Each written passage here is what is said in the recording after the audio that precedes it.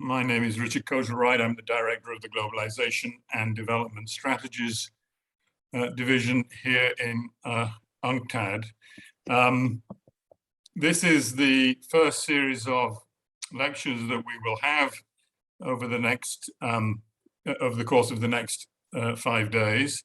And it's entitled, Is the global economy fragmenting? I think it picks up a lot from what some of the issues that Perry raised in his opening lecture.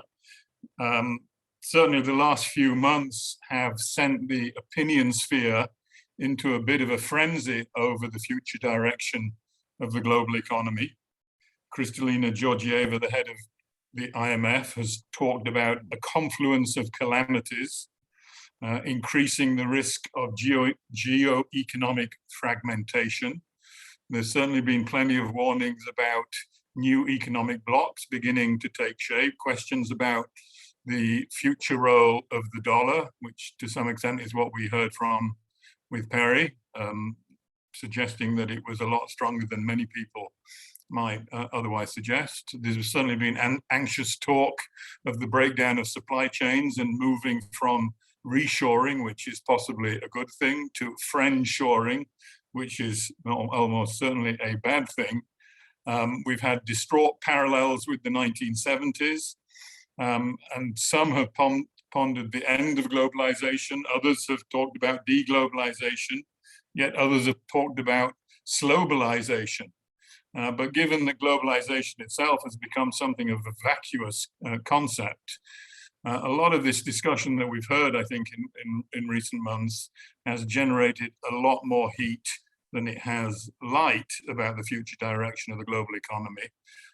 And so with this in mind, I'm very much looking forward to the session that we're about to listen to about and what our presenters have to say about the current state of the global economy. You know both these presenters, and I'm not going to spend any time going through their contributions and records and publications. That would take me too long, and I think you all know both of their contributions. We have James Galbraith, Professor of Government at the University of Texas in Austin, and Jayati Ghosh, the Professor of Economics at UMass Amherst.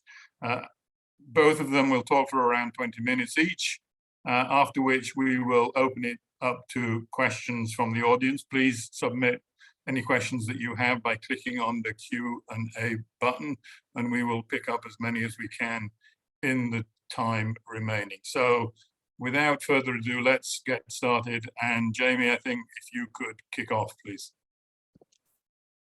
Thanks very much, Richard, and it's a pleasure to be here, so to speak. Pleasure to be with you. Pleasure to share a panel with my friend Jayati Ghosh. The question before the panel is the global economy fragmenting? And that is a yes or no question. The answer is plainly yes, it is. My remarks, therefore, will focus on three questions that are somewhat in the penumbra of that response. And they are: first, what was the global economy anyway? Second, why and how is it fragmenting? And third, what consequences should we expect? So let me begin with the first question: what was the global economy? I would describe it as an asymmetric creation of the neoliberal era. The major dates in the development of the system, or the collapse of the Bretton Woods arrangements in 1971 and 1973, the rise in 1979 to 1981 of the Reagan, Thatcher, Paul Volcker counter-revolution against the previous broadly Keynesian and social welfarist political order, the collapse of the Soviet sphere in 1989 to 1991, and over the course of this time, but especially in the 1990s and early 2000s, the opening and rise of the People's Republic of China. The asymmetry is, I think, pretty well illustrated by a metaphor introduced by my friend, longtime collaborator, Yanis Varoufakis, in the title of his book, The Global Minotaur, which draws on that myth to describe the United States as the anchor of the system, the world consumer of last resort, the Minotaur in the labyrinth. Everything comes in and nothing goes out, but supplying, nevertheless, in a manner of speaking, the financial center of the economy, its core of military power, and a certain amount of technological muscle. So there's some sense of intangibles that were in exchange for the goods that Americans consumed, as well as attracting both skilled and unskilled immigrants from all over the world. The internal counterpart in the United States to this globalized arrangement was, and still is, a bicoastal, highly polarized, and oligarchical economy and polity associated with that, dominated by titans of finance and figures from what I'll call the information surveillance entertainment industry, form the leading figures in the political economy of the country, while at the same time, practically all new jobs that were created, and many jobs were created under this system, were in relatively unstable and fairly low wage basic services sector. So this system can be described internally as having the characteristics of precarity capitalism, to take a phrase from the book Capitalism on Edge by Albena Aspanova. So that's a very short, it turns out 3-minute answer to the first question: what was the global economy, broadly speaking. I'll give a somewhat longer answer to the second question: why and how is that economy now coming apart? I'll say there's a long-term reason for this, a proximate cause, and a precipitating cause. So we'll take that in 3 pieces. The long-term underlying cause of the fragmentation is just the fragility, the overextension, and I have to say the misconduct of the dominant power, combined with the rise of a reasonably self-contained, sovereign, alternative system operating on different systemic principles. The elements of the fragility are, first of all, that financial hegemony, being the financial center of a world system, is inherently not a stable position. The life cycle of financial systems in world history is not more than generally 50 years, and we're certainly in that range for the dollar dominant system. And this is because such hegemony is rooted essentially in ephemeral and intangible qualities, notably confidence and trust in the institutions of the financial center.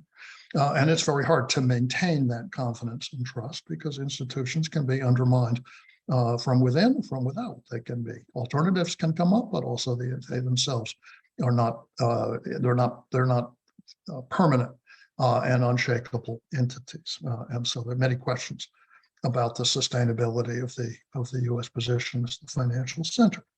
Those questions have been discussed in the literature recently. I won't dwell on them excessively. Secondly, military power, which the United States had an ample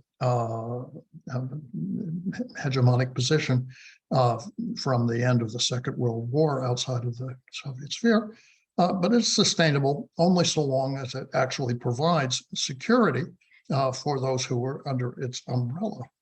If it turns predatory or even merely careless, it becomes the object of resentment, loathing, and resistance. And as time passes, it also tends to become an economic burden rather than a benefit, and a source of weakness rather than strength. And I think we're well into that phase in the general evolution of the asymmetric system.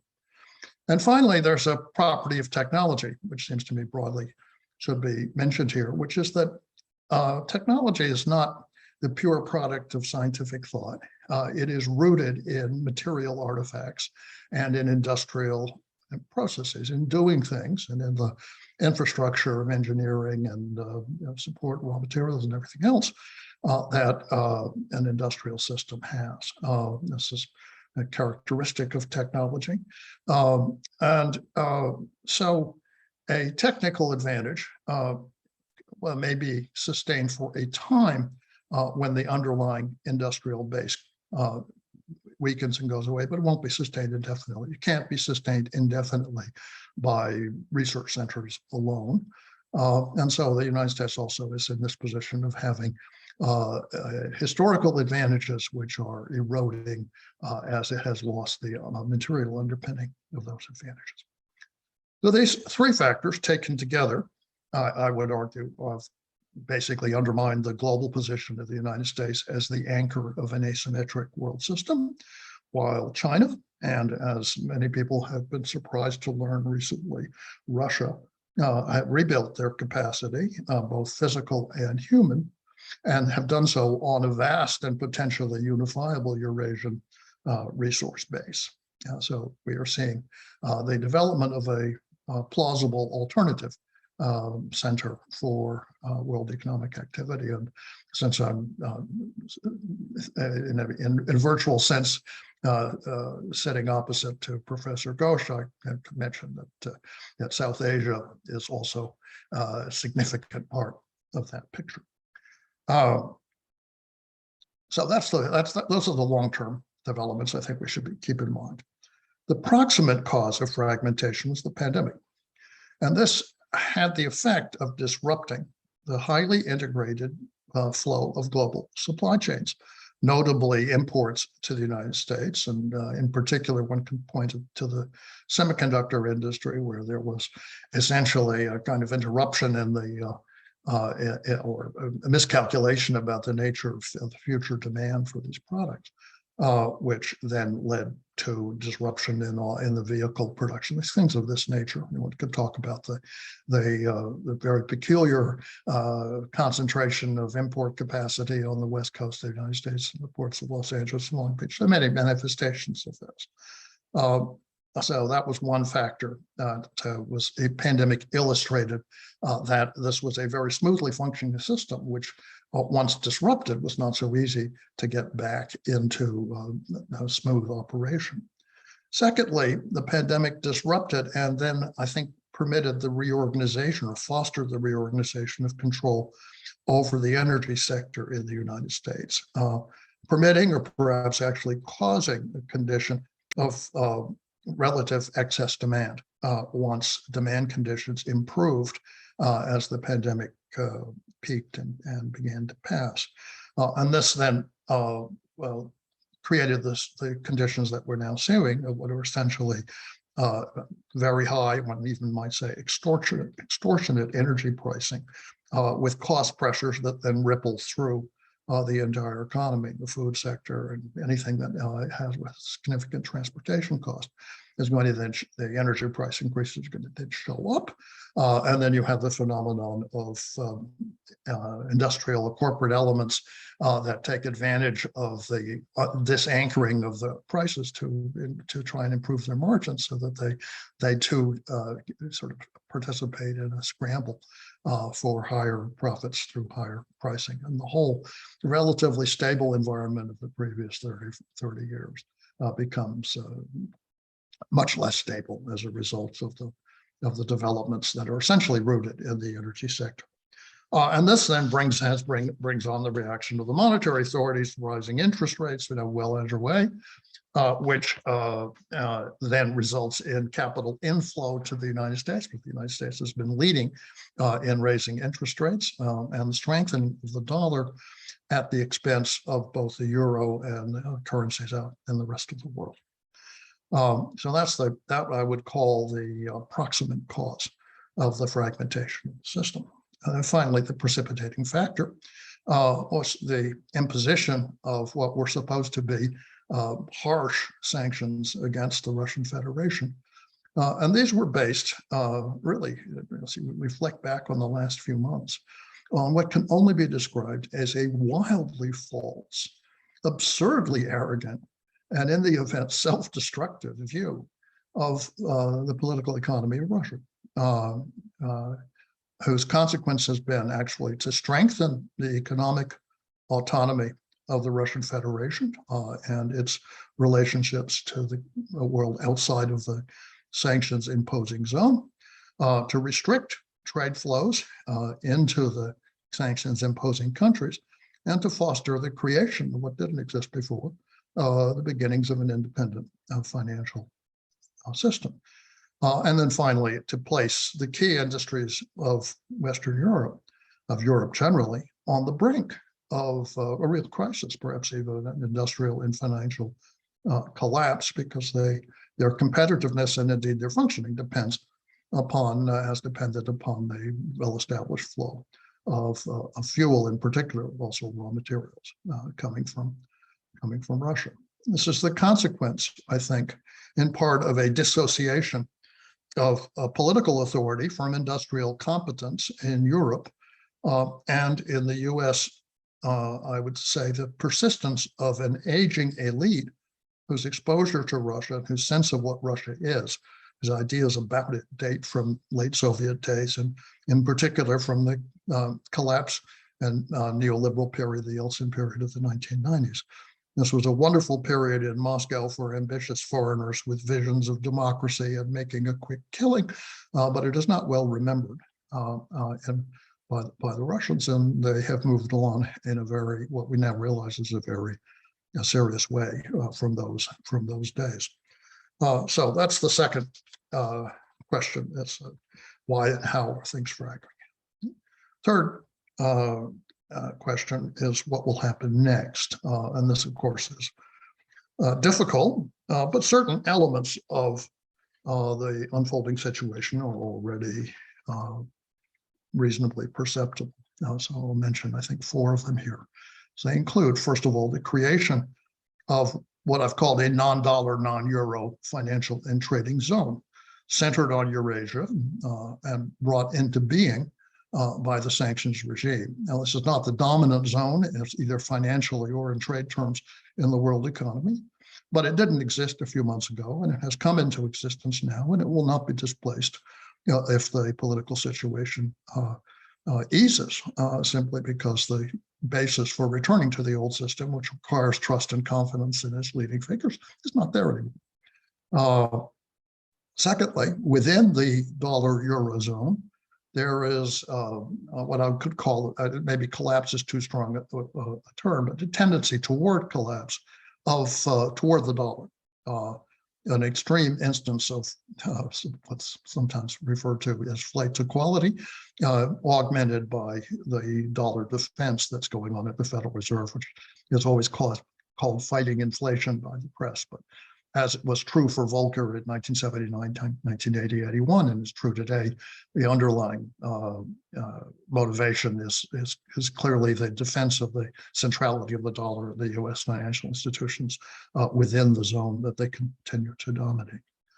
Thirdly, as I've already said, and coming up as the weather turns cold, the potential for an extreme breakdown in Europe of industry deprived of Russian gas, or alternatively, a breakdown in the European political system, the European Union and its attachment to NATO and its doctrine, because you can't have one, or you can have one or the other, you can't have both.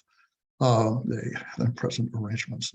Already, I think we're seeing that while the enthusiasm was very strong in the early part of this crisis, the voices of industry and the clarity about what it means to try and operate without your supply base are beginning to be heard in European politics. There's a headline to that effect in the Financial Times actually this morning. And then fourth, further stress on global supply chains involving, let's just mention, rare earths, titanium, potentially uranium, which is needed every year to fuel nuclear power plants, neon and other noble gases, which are needed in the semiconductor production process.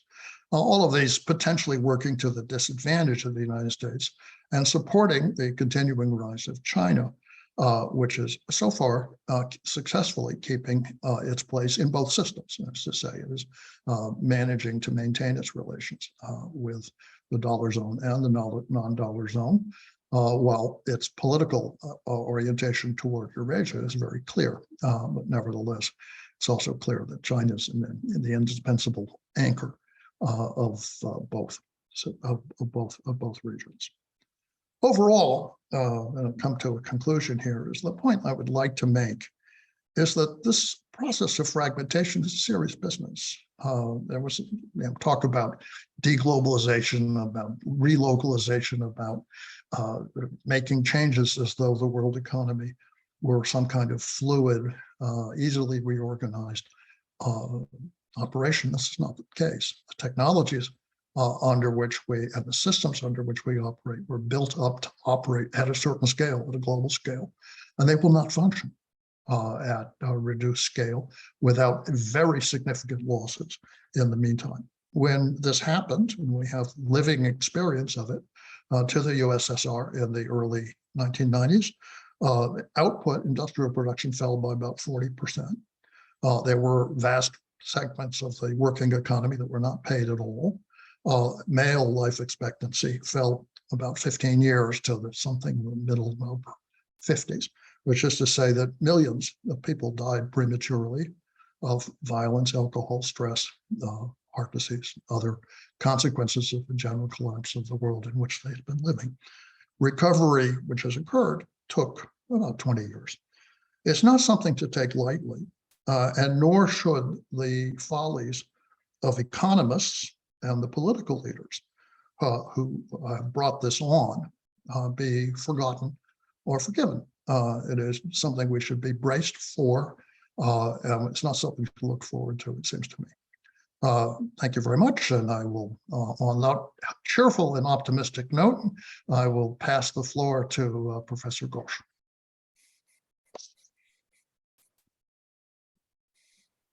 Jayati, you have the floor. Well, wow. I mean, it's always both a great pleasure and a tragedy to follow Jamie, because he kind of says it all.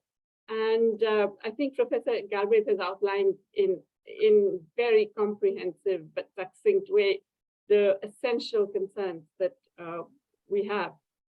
So what I'm going to do is, in a sense, provide some detailed footnotes, perhaps, to some of the points that he's raised, and agree with practically everything he said. I want to begin by just pointing out that the world economy was already fragmented, and he has outlined very clearly the ways in which it had fragmented.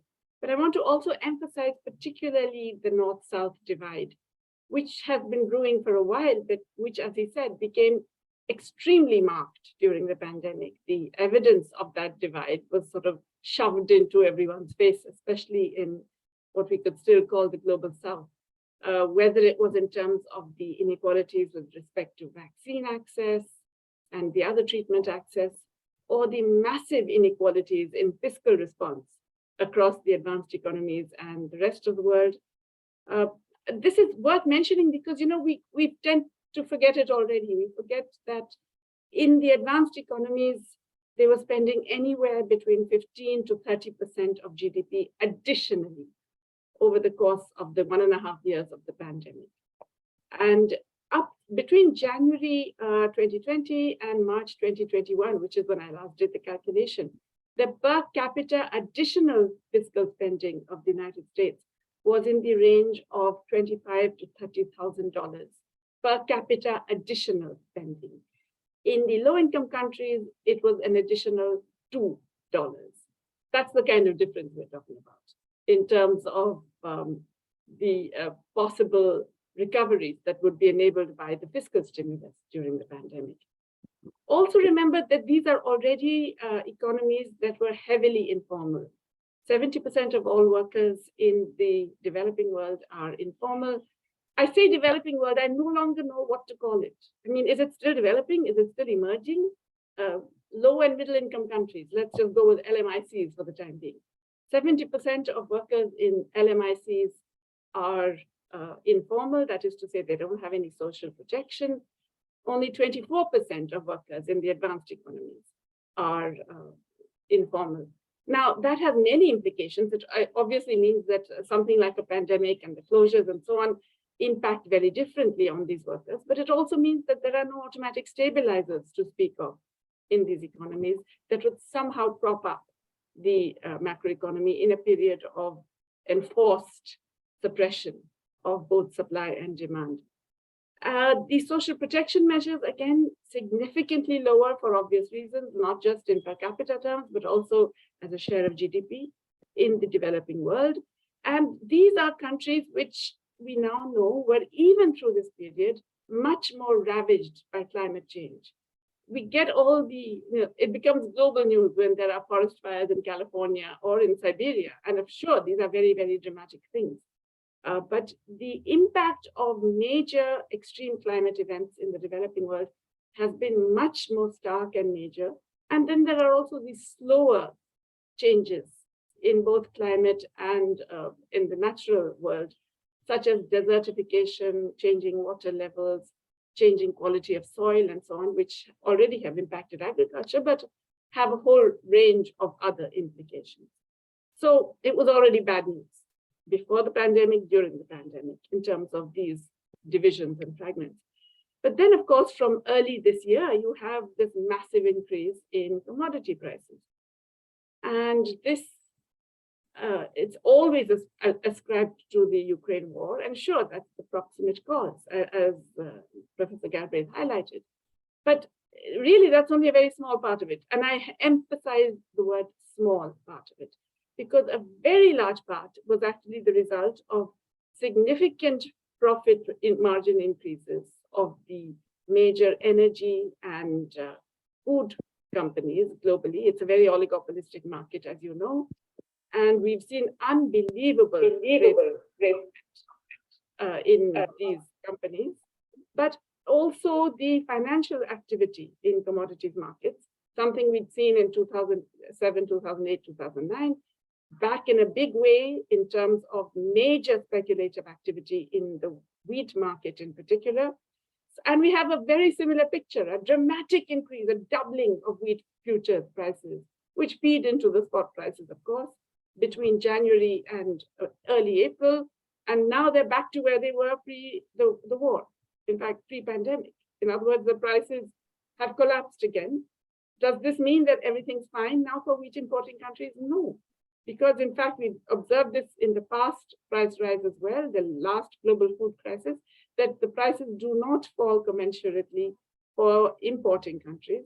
But of course, in this period also, the importing countries have all had major currency depreciation because of capital flight. So let me come to that other aspect, which is now, if you like, buffeting the LMICs, which is that of extremely volatile flows of capital. This was evident during the pandemic, major outflow in March 2020, recovery in April to June 2020, outflow again, recovery again for a while, but we are now seeing a major bleeding of capital from the LMICs from January onwards, with pretty much every major currency depreciating to varying degrees. I think the worst off currently is Turkey, but pretty much every country has depreciated by anywhere between 5 to 20%, just in the period since January 2022. And obviously, this makes all these prices much worse. The food and fuel inflation that we've seen globally that's talked about is significantly worse in the developing world, or whichever, all these LMICs, basically because the domestic prices are rising even faster. The imported inflation, and as we know, fuel prices feed into every other price, the imported inflation is actually making the inflationary consequences that much worse. And then we have the monetary policy, the massive expansion of liquidity that we have seen, the historically unprecedented expansion of liquidity now being withdrawn, and that in turn leading, as Jamie mentioned, to the flight to so-called safety and the reversal of capital flows across the developing world. Now, you could say that these are acts of God. Our finance minister is very fond of saying that these are acts of God, but they're not. They're very, very human acts. These are really acts of terrible policy making. I heard an interview with a World Bank economist just the other day in which he said that the countries that are facing problems today, he mentioned Sri Lanka, he mentioned Egypt, he mentioned Pakistan. He says it's all because of bad policy.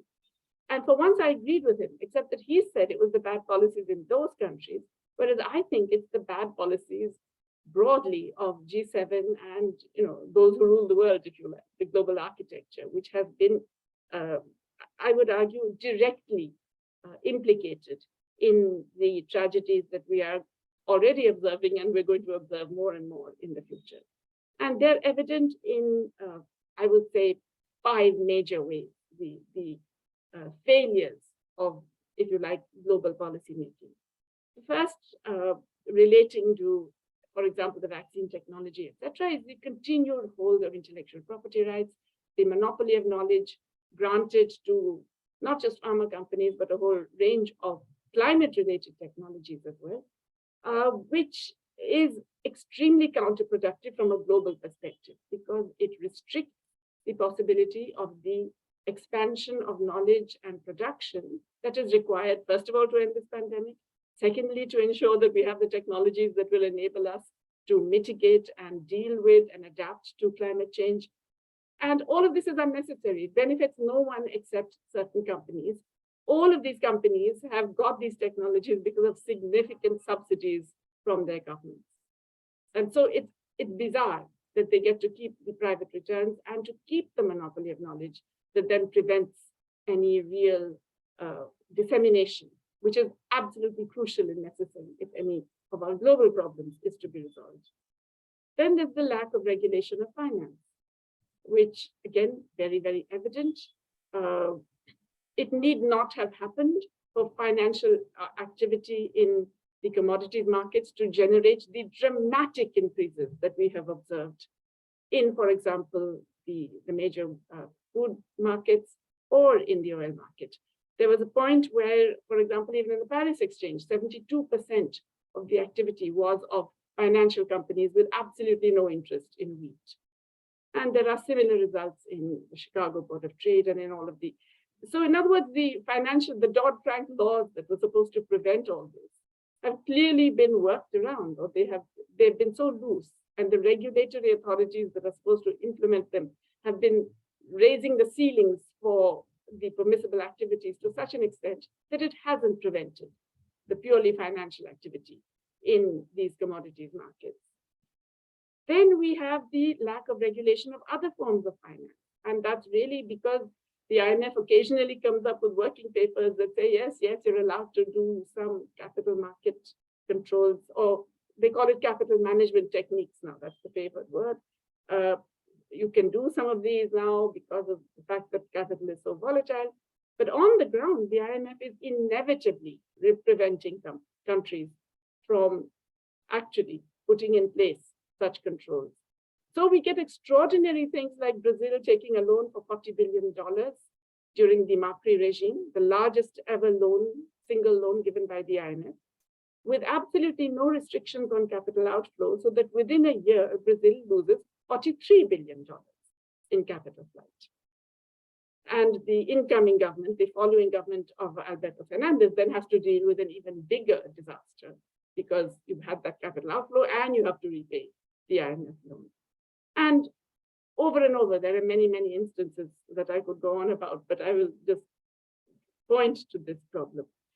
Then there's the fact of the buildup of debt, which has been known, which has been cheered on by the IMF and the Davos crowd now for 20 years.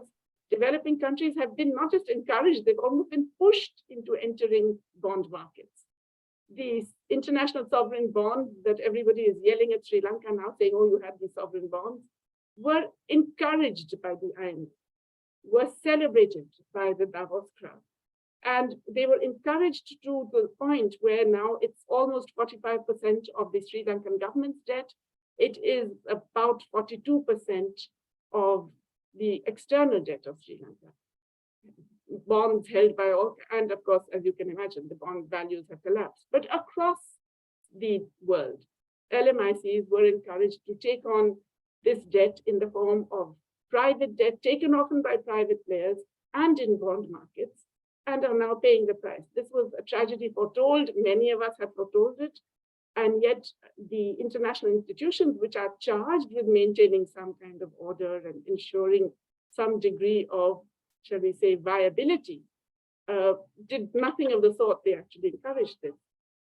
During the pandemic, they didn't do any meaningful debt relief.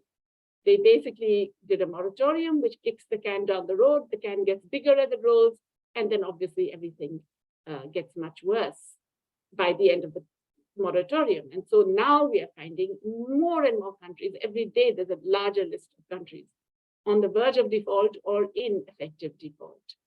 There has been no attempt, any reasonable attempt at restructuring the debt.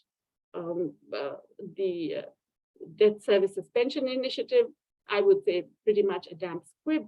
But then the inclusive framework to bring in private creditors basically hasn't happened at all. Not a single country has been able to take advantage of it. The one country that tried immediately got a major credit downgrade and was more or less scared off from moving any further. It's not because this can't be done. There are creative ways of dealing with the debt, but there's no seriousness in dealing with it. We have global multilateral institutions, the IMF and the World Bank, wringing their hands, producing these reports saying everything is terrible, it's a disaster.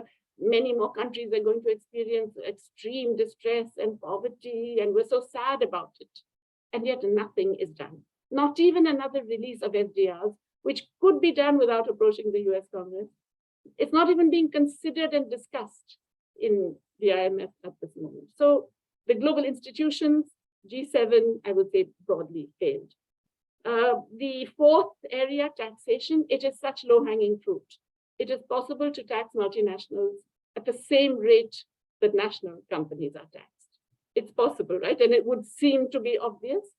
All you have to do is actually tax them in a unitary fashion, that is to say, assign to every country a particular share of the global profits on a formula. We have suggested it should be a formula based on sales, assets, and employment. Based on that, every country is assigned a share of the profits, and then you tax it as you would with your own company. And ideally with that, you would need a minimum tax so that you don't get further attempts at profit shifting to lower tax jurisdictions. The OECD's so-called inclusive process agreed with both principles, but they have watered down the actual implementation to such an extent that instead of the estimated 650 billion that could have been raised from the unitary taxation, we are down to about 9 billion that can be raised. The minimum tax rate, which we had suggested 25%, now down to 15%, close to the tax rates of tax havens like Ireland. So effectively, developing countries that have tax rates of 25% and above are going to continue to face more and more of this profit shifting to lower tax jurisdictions, and there will be pressure on them. The minimum is likely to become the maximum to actually get to enforce this global average rate. So again, a completely lost opportunity when it was evident and available. The only gainers are multinational companies. And even with this, there are carve-outs for, wait for it, for financial companies and mineral extractive companies. For some amazing reason, these are the companies that get to get a carve-out from this global unitary taxation regime, according to the OECD's compromise. Finally, of course, I already talked about climate change and what a major problem it is, but the lack of climate finance is, there's no other word for it, it's unbelievable.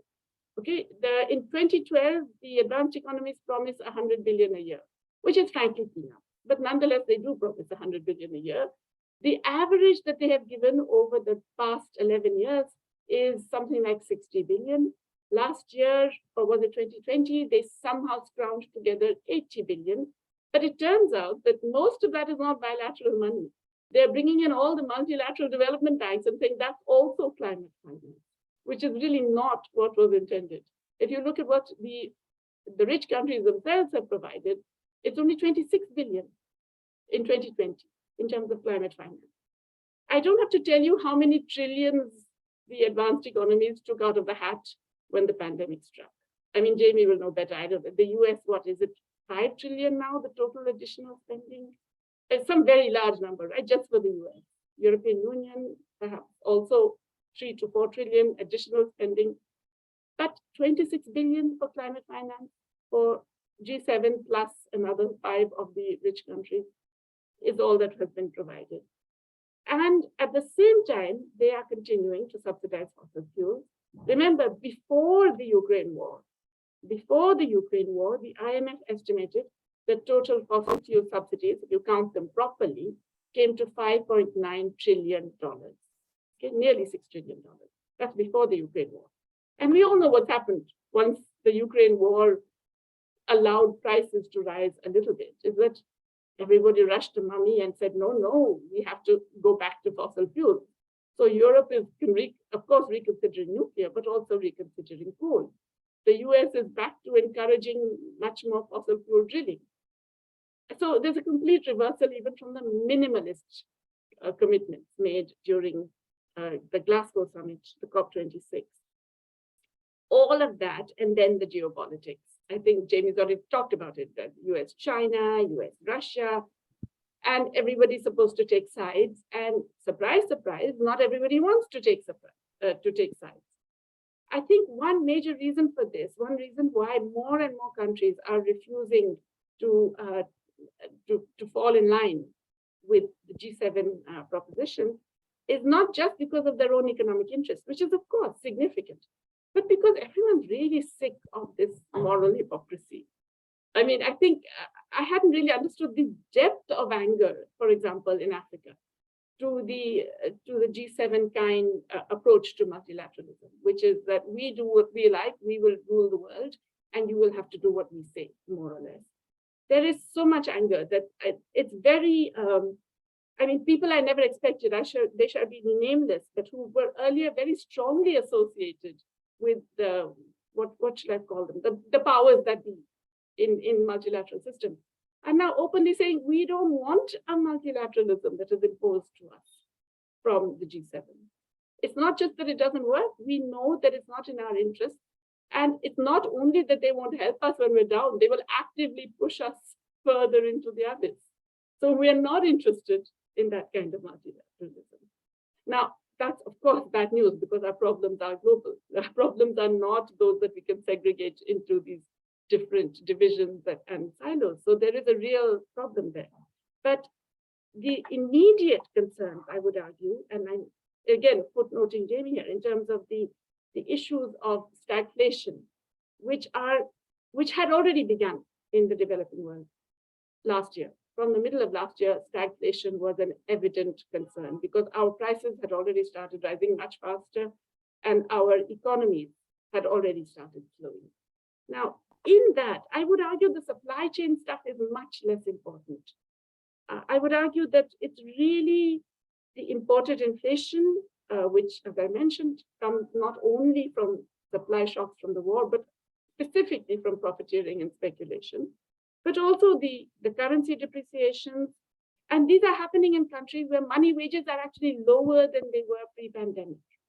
In India, in my own country, money wages today are lower on average than they were before the pandemic.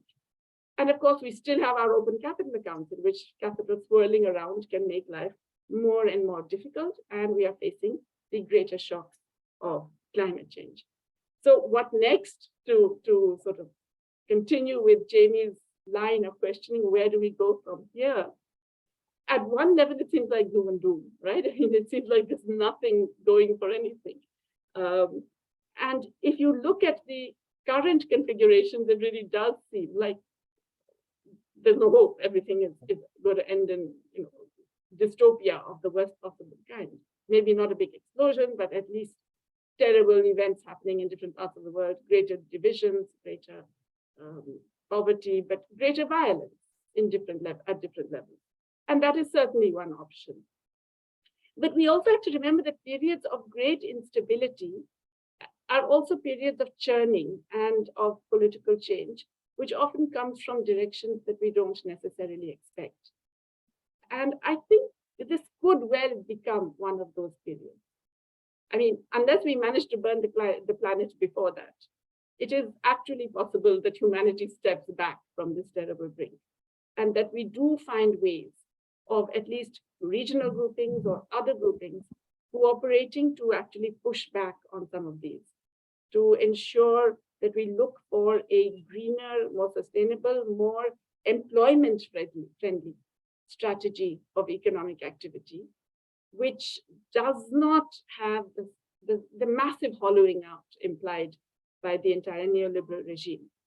In other words, that the power of big capital, which has privatized pretty much everything we can think of, if we can push back on that, and we can bring back into the public domain and the public accountable public control, then we I think, can still step back from this terrifying dystopia.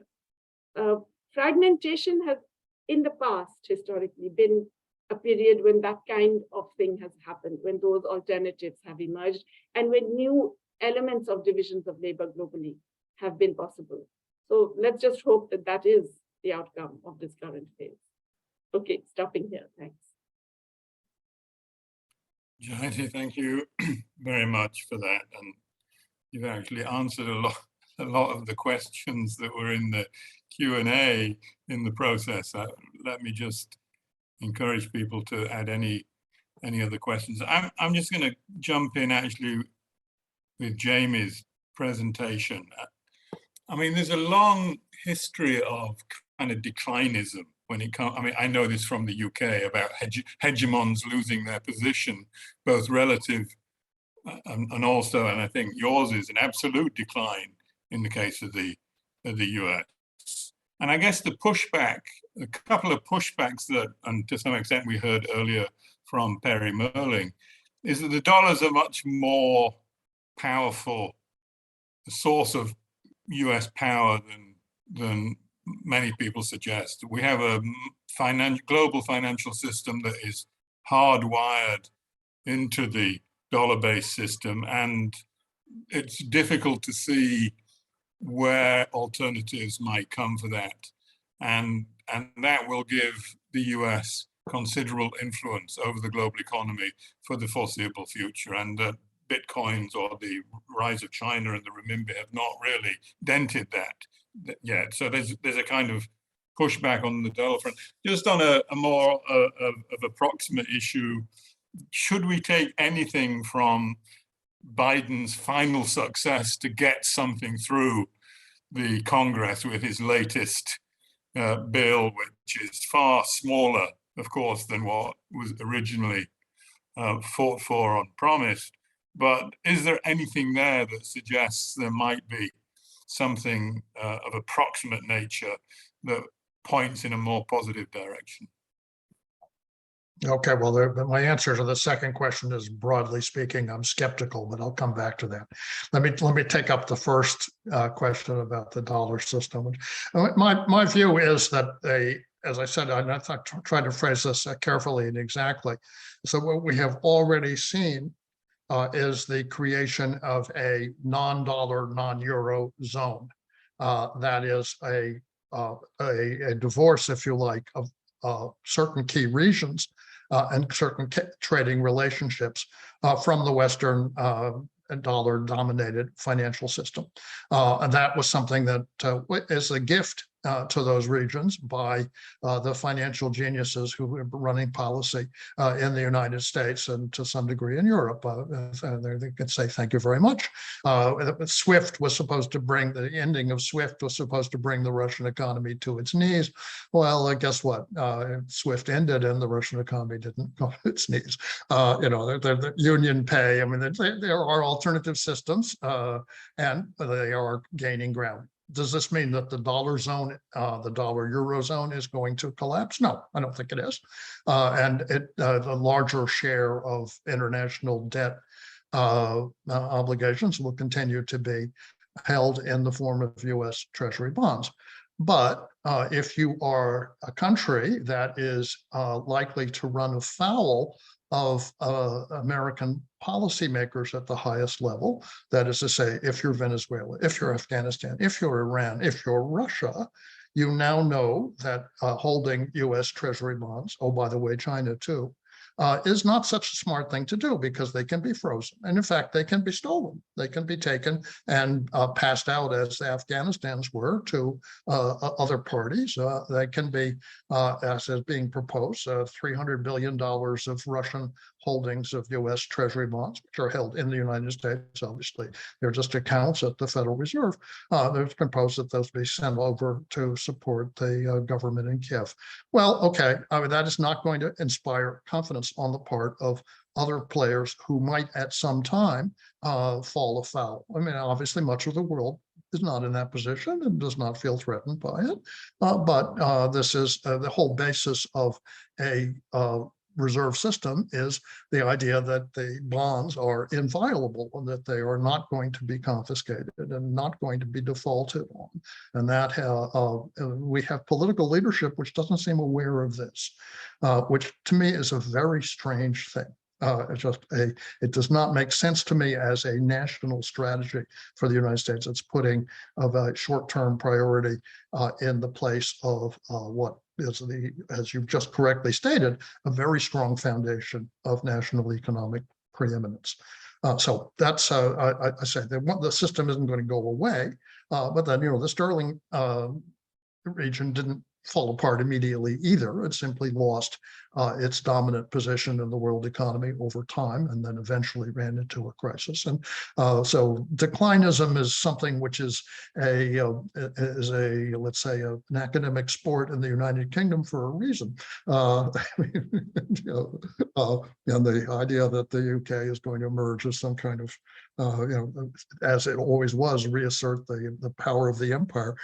Well, I would ask our colleague from South Asia just how plausible that proposition seems to be in public opinion in the region in which she currently inhabits. I can see from her smile that the answer is not far to seek.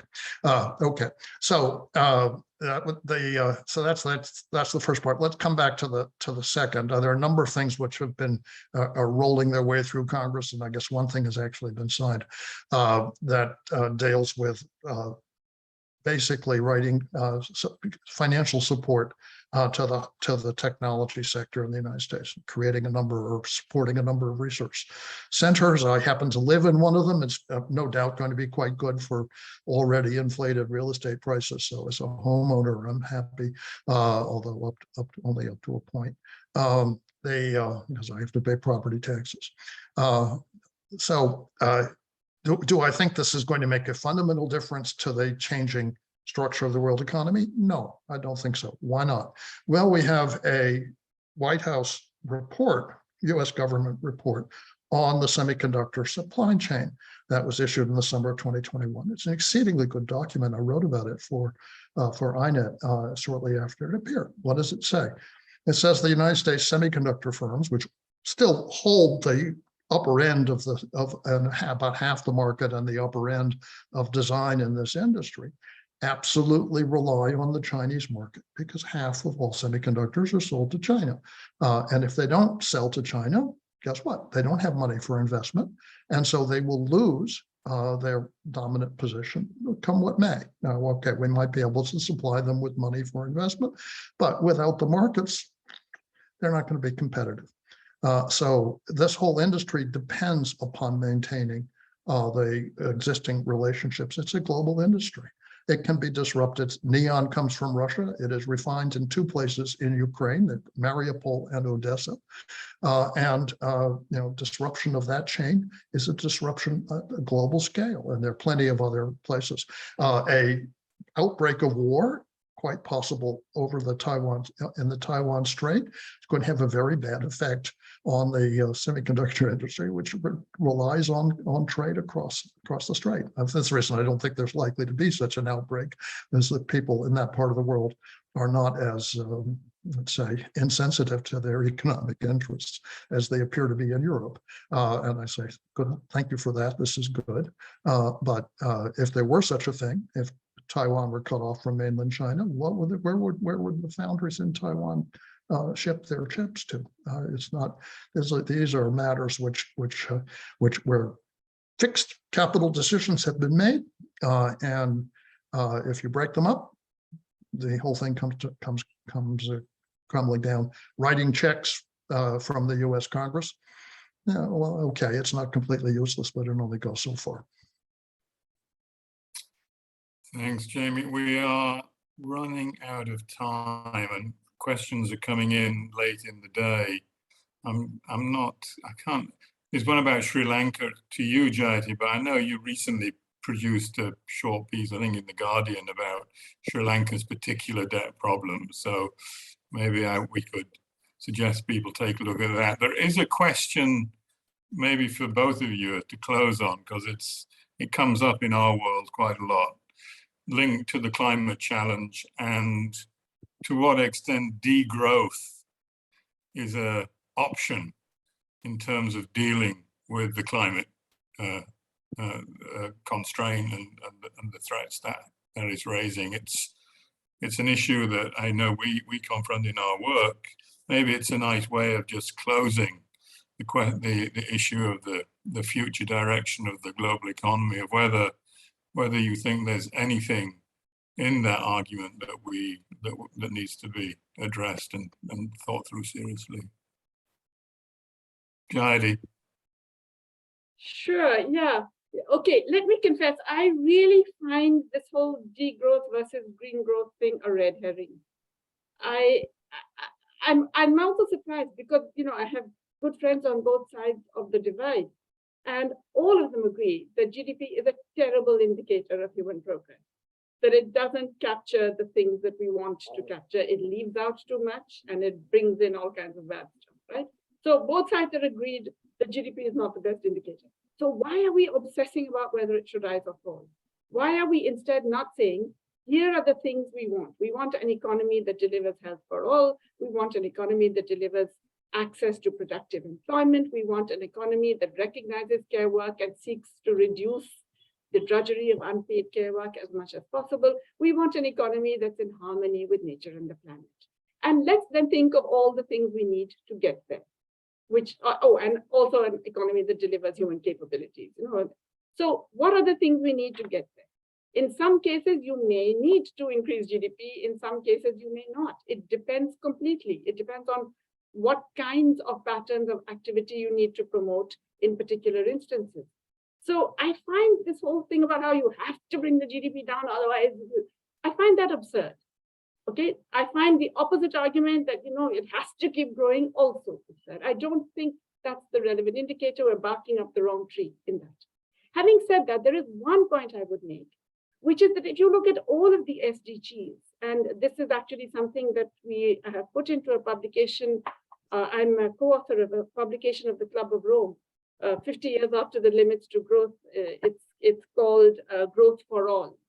And the idea there is that if you look at all the basic SDGs and when are they met, it turns out that around $15,000 per capita is the level at which most economies have reached that threshold where, you know, a reasonable life with dignity can be provided.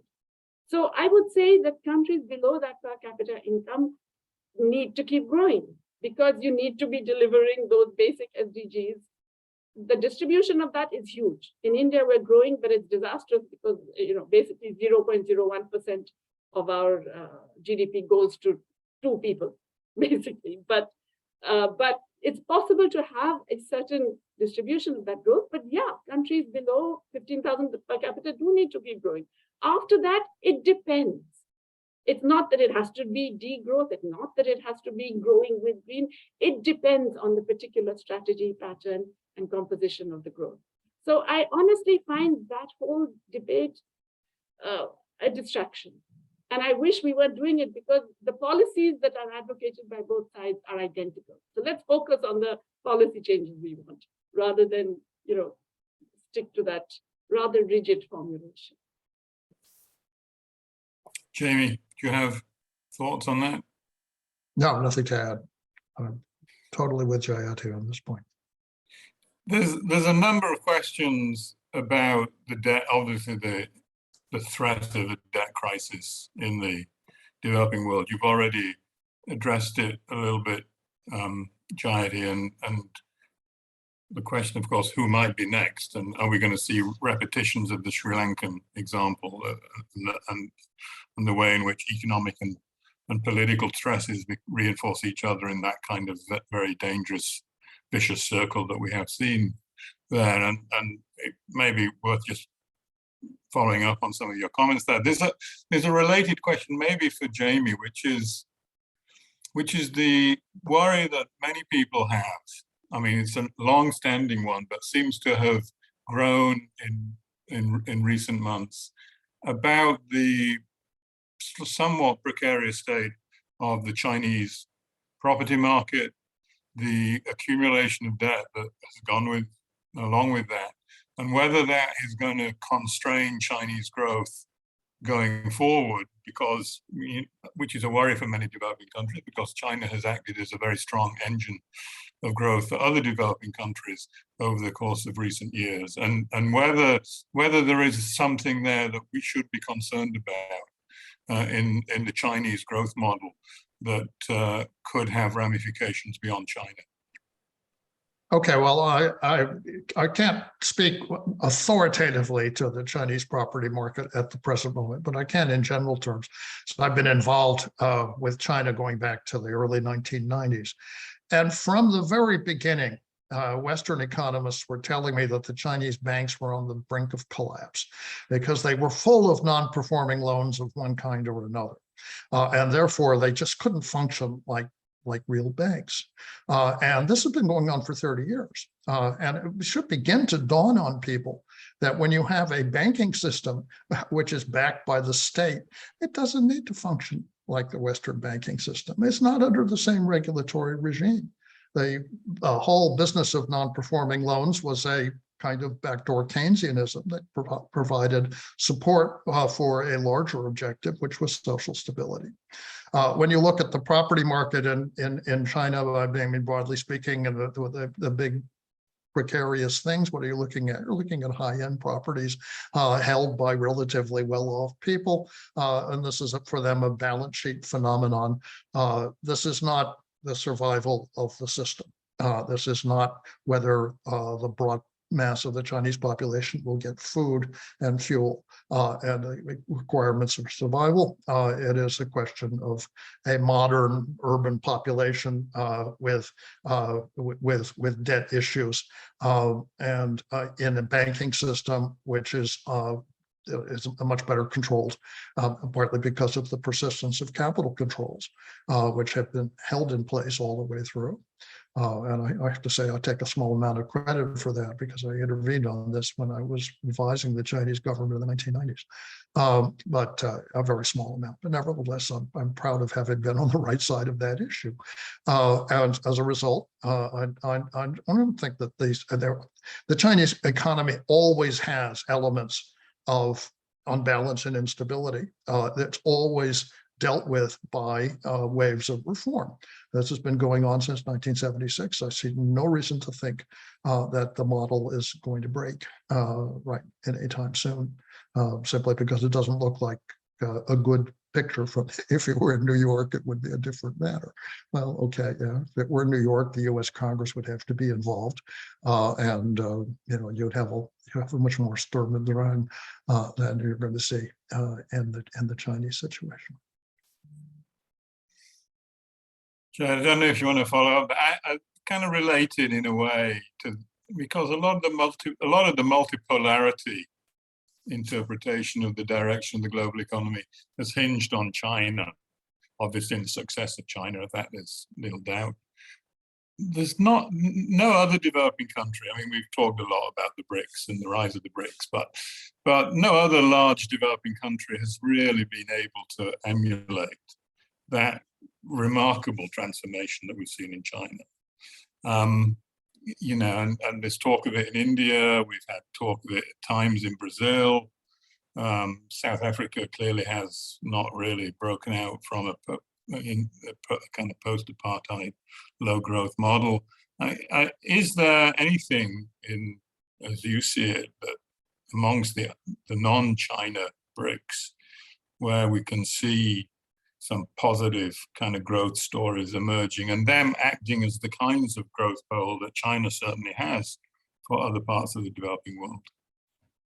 Well, I guess two things. First, China's a bit less of a growth pole now than it has been for a while, because it's importing less and it's investing less in other developing countries, which it's still very important and it's still very significant.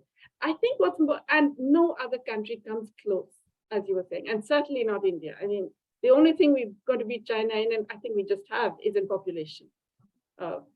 There's really no other variable in which we will be ahead for a very, very long time to come. Having said that, more and more developing countries are basically going to be thinking along the lines Jamie mentioned earlier, which is, if you can't trust the US to be a stable partner, even in terms of holding your reserves, you really have to think of other options. And so what is happening right now is many more countries exploring alternative trading patterns, alternative trade finance patterns, alternative overall finance patterns, alternative swap arrangements. Some of them are regional. I think in Africa, the regional thing is much more advanced, and the African Union is actually being quite proactive in this area. But in Latin America, we're getting more, a comeback of many of the so-called pink governments who are also anxious to find ways of, shall we say, bypassing this kind of extraordinary US type or G7 type dependence. And I mean, okay, I hesitate to mention India because it's a bit depressing what's going on in the Indian economy, but even in Asia, there are more and more countries that it's not necessary that you have to hitch your wagon to China. I mean, Tandika Makandivire famously used to say that it's always better to have competing imperialists than be stuck with one. So I think more and more developing countries are thinking along lines of doing things on a case-by-case basis and developing alternatives for all of these arrangements.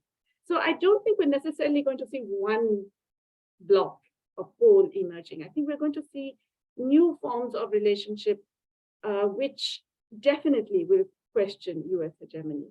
I never thought that the end of dollar hegemony would be brought about by the US government, but I mean, I guess all kinds of things can happen. But it's not that it's going to happen tomorrow. And everybody's right who says that the US is still very strong, etc. That's a very short-term thought. I think Jamie's absolutely right. This is a long process. Things happen, things change very slowly until they change quickly. And I imagine that we're going to see that happen, certainly with US hegemony, and not necessarily China replacing the US, but a period of much greater uncertainty, which are often periods when developing countries are actually slightly better off. Let me just challenge Richard's premise a little bit. You said that there are no other countries that are in this model. I take a somewhat broader historical view, and I would say, yes, there are countries in this model, countries which have faced the task of reconstruction and construction of a rise of industry. If you go back to the 19th century, I'd place the United States first on that list. But just taking the period after 1945, let's go with Germany. And then let's talk about Japan, and then let's talk about South Korea. Let's talk about my household is called the renegade province of Taiwan. And let's talk about, in more recent periods, let's talk about Vietnam, all of which have emerged over this period as major. Oh, and I've forgotten one extraordinarily important one, which over the last 20 years has reemerged as a obviously exceedingly powerful modern industrial power, and that's the Russian Federation. Greatly underestimated and practically not discussed by Western economists who somehow think that it's just on the scale of the state of Texas, an entity less than a sixth the size, and in population terms, even smaller than that in geographic terms. So we are looking at a phenomenon which has a certain continuity in the world, what is the nature of that continuity? Well, I must say, I may be a little bit presumptuous and a little bit familistic, but I have written about this. So these are the countries that follow the Galbraithian model. That is to say, their industrial systems are based on stable institutions, corporations, and the financing structures, which take a long-term and developmental view. In addition to that, and this is absolutely characteristic, and I mean, to some extent directly influenced by my father's work in Germany, Japan, his influence over Korea, his influence, indirect influence, but nevertheless present over China in the post-Mao reform period, which has been documented. So all of that, and I also had his influence in Russia, which is also present. I can tell you that. So this is what this is the alternative to state socialism. It's the alternative to global finance capitalism, and it is a formula for steady industrial development and the associated social development, which is urbanization, urban improvement of the quality of urban life, which is characteristic of all of these countries. So, as I say, I think there is a clear-cut alternative to having essentially a development process which is at the mercy of global capital flows. And this has been realized and put into effect. Now, a lot of the world is not an available option or one that has been taken or sustained in most of Latin America or in South Asia and elsewhere, but it does exist in the world and a very important part of the world. Here, here. Great. On that, I think on that optimistic note, I'm going to have to bring this discussion to a close. Thank you very much to both of you for those fantastic presentations and to the questions that were posed by the audience. I should say immediately that the conversation will continue in the informal setting that the YSI set up, and anyone can register to participate in that discussion immediately after we close this session. And also I should encourage people also to sign up for tomorrow's summer school sessions, which are going to be on the financialization of everyday life, food, energy, and the care economy, which will be moderated by my colleague Anastasia Nesvatilova, with Lena Lavinus and Michael Greenberger contributing to those presentations. And again, the link is available in the program. So let me again just end by thanking Jayati, thanking Jamie for taking the time to give these excellent presentations, and can I wish all of you, wherever you are, an excellent end to the day, or in Jamie's case, start to the day, I guess. Just getting underway. So again, thank you all very much. Bye-bye.